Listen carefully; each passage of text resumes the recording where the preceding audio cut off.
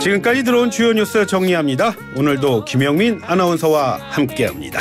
어서 오세요. 네, 점심 먹고 한잔하면서 듣는 영민한 뉴스 시간입니다. 예, 첫 소식. 자, 오늘도 이동관 방송통신위원장의 탄핵과 관련해서 지금 여당과 야당의 법적 공방하겠다는 얘기 때문에 아주 치열하던데요. 네, 맞습니다. 지난 본회의에서 더불어민주당이 이동관 방송통신위원장에 대한 탄핵안 처리 계획했지만 국민의힘이 필리버스터 포기하면서 탄핵안이 처리되지 못했습니다.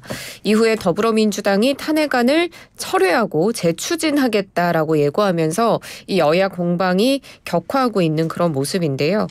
민주당의 친명 핵심이죠. 조정식 사무총장 지난 주말에 기자회견 열었습니다.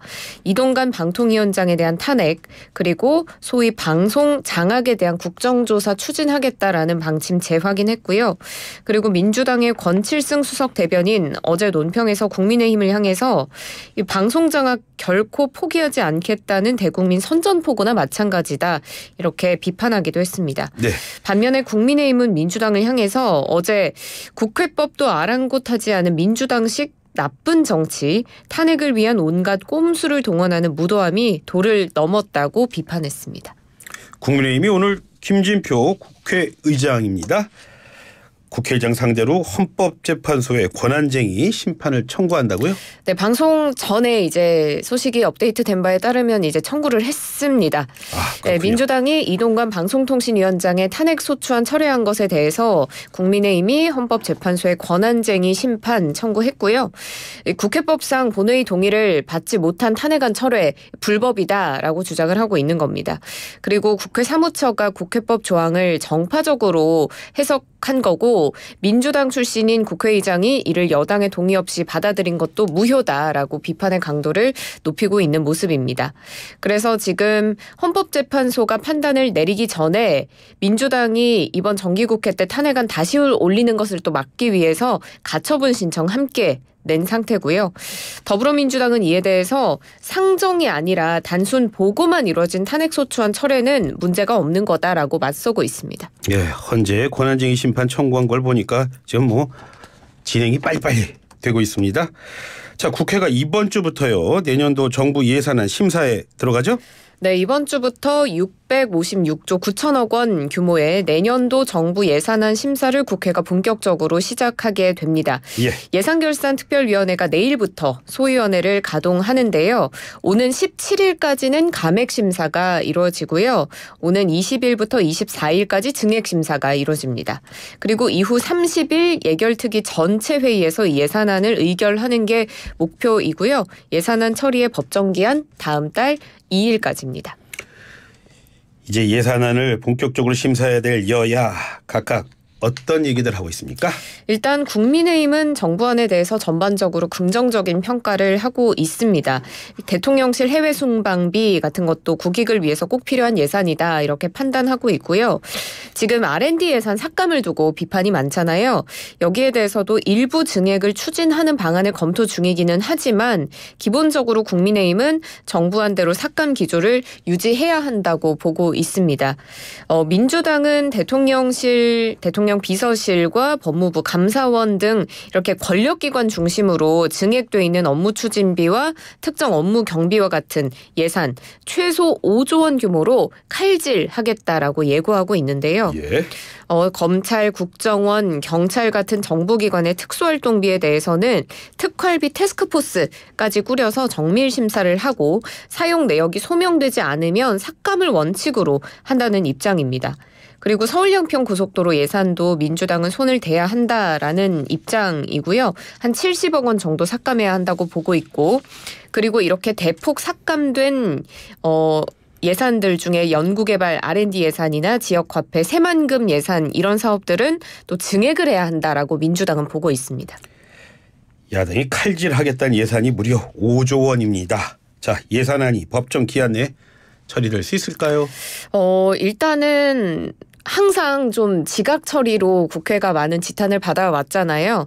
2021년, 2022년에 2년 연속으로 국회가 법정기한을 넘겨서 예산안을 처리한 바 있습니다. 그랬죠? 그리고 지난해에는 법정기한 3주를 넘기면서 국회 선진화법 도입 이후에 최장 지각 처리다라는 오명을 쓰기도 했습니다. 이번에도 예산안에 대해서 여야 입장차가 상당하기 때문에 법정기한 준수가 어려울 수 있다라는 전망이 벌써부터 나오는 것이 사실입니다. 그리고 지금 더불어민주당이 이동관 방통위원장과 손준성, 이정섭 검사에 대한 탄핵소추안 재발의하는 것을 오는 30일 본회의 그리고 다음 달 1일 처리 계획을 하고 있기 때문에 이것까지 실행이 되면 정말 법정기한 준수가 더 어려워지지 않을까 하는 우려도 나오고 있습니다. 네, 다음 소식 알아보겠습니다. 자, 신당 창당 얘기 계속 나오는 국민의힘 전 이준석 전 대표. 당으로 돌아가지 않겠다 그런 입장을 분명히 했죠.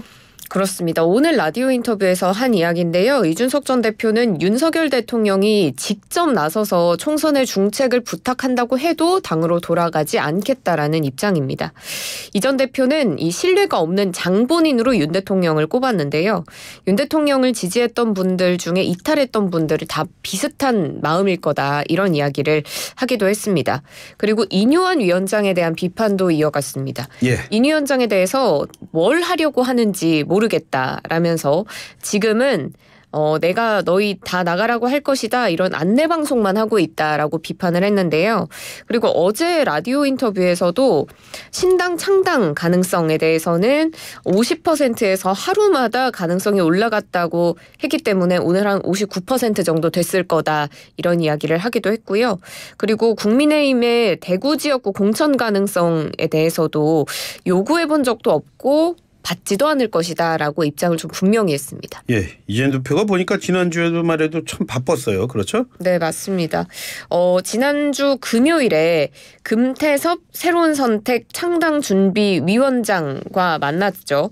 그 두 사람의 정치적 멘토인 김종인 전 국민의힘 비대위원장과 함께 만났습니다. 예. 김종인 전 비대위원장이 이 두 사람이 뜻을 함께 한다고 느꼈다기보다는 함께 할 수밖에 없을 것이다라고 생각해서 이렇게 만나게 됐다고 이야기를 했고요. 금태섭 위원장 오늘 라디오 인터뷰를 했는데 이 전 대표 계속 만나서 이야기해보겠다라는 입장입니다. 어떤 문제에 대해서 금기 없이 얘기할 수 있는 사람이다라고 이 전 대표를 평가했는데요. 예. 이준석 전 대표는 회동 직후에 유튜브에 출연해서 금 전 의원이 하는 신당 나중에 어딘가와 합쳐서 가는 게 아니라 수권 정당으로 가야 한다는 것에서 저와 생각이 일치했다라고 이야기를 했습니다. 하지만 오늘 라디오 인터뷰에서는 이 전 대표 다소 유보적인 태도를 취하기도 했습니다. 금 위원장이 진영 정치를 깨는 제3정당 해보고 싶으면 같이 할 수 있다 이런 이야기를 했는데 여기에 대해서 이제 맞는 말 같으면서도 굉장히 거창하고 상투적이다라는 입장을 보이기도 했습니다. 금 전 위원장이 지금 김용민 아나운서 그 자리에 나와가지고 이준석 대표랑 좀 얘기해보고 토론해보고 결정하겠다 뭐 이런 얘기했는데 뭐 진전이 있는 듯도 보입니다. 자, 이준석 전 대표 측근인 천하용인과 또 만났어요. 그렇습니다. 지난 11일에 이제 이준석계로 분류되는 천하용인, 천하람 국민의힘 전남 순천갑 당협위원장, 허은하 의원, 김용태 전 최고위원 그리고 이기인 경기도의원과 회동을 했습니다. 이 네 사람 모두 국민의힘의 변화가 필요하다라는 데 뜻을 같이 한 것으로 전해지는데요. 그래서 이 전 대표가 신당 창당을 하게 되면 이들과 정치적 행보를 같이 할 수 있다라는 해석이 나오고 있습니다. 예, 요즘에 참 주말이 두려운 요즘입니다. 뭐 때문에 그러냐면 밖에 나가서 음식 사 먹기가 참 두렵더라고요. 외식 물가 많이 올랐다고요. 네, 맞습니다. 연일 이 소식을 전해드리게 되는데 이번에는 김밥과 비빔밥의 가격이 많이 올랐습니다. 소비자들이 많이 찾는 외식 메뉴 8개 중에 김밥과 비빔밥 가격 최근에 가파르게 가격이 오르고 있는 건데요. 예. 이제 한국소비자원 가격정보 종합포털 참가격에 따르면 김밥 한 줄 값이 지난달에 서울을 기준으로 전달인 9월보다 1.2% 올라서 한 줄에 3,254원. 기록했습니다.